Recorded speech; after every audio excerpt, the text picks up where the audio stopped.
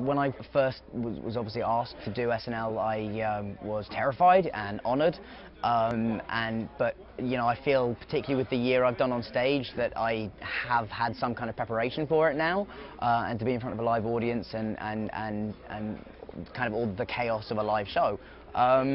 Yeah, so I don't know. I mean, I'm not sure there was any preconceived notion of what it would be like.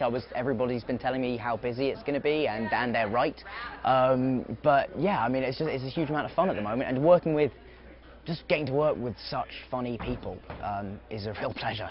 I'm Daniel Radcliffe, and I'm hosting Saturday Night Live with musical guest Lana Del Rey. Hey man, I love those Harry Potter movies. Thank you, Ken. My favorite character is the black one. Which? Exactly. You know, when you come into something like this and you know you're going to be watched by millions of people live on television, you start to kind of overamp the stakes in your head and start going, oh God, what if it all goes wrong on stage and suddenly I find myself killing one of the other cast members by accident and it all goes wrong. And you know, I just have to think the worst that's going to happen ultimately is that I say a line wrong or I fall over and look like an idiot for a second, and then we move on. So I'm not going to hopefully lose too much sleep over what I think could go wrong.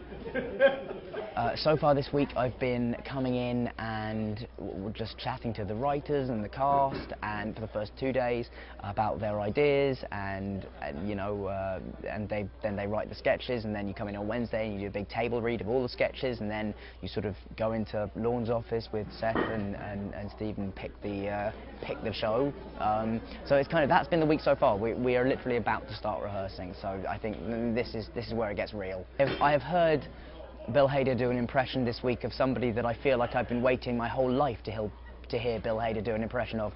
It won't take too many guesses from an audience's perspective about who that might be, but I will leave that to your imagination.